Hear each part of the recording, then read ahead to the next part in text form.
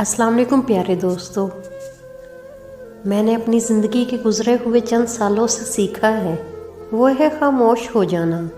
کوئی دل دکھائے، خاموش ہو جاؤ۔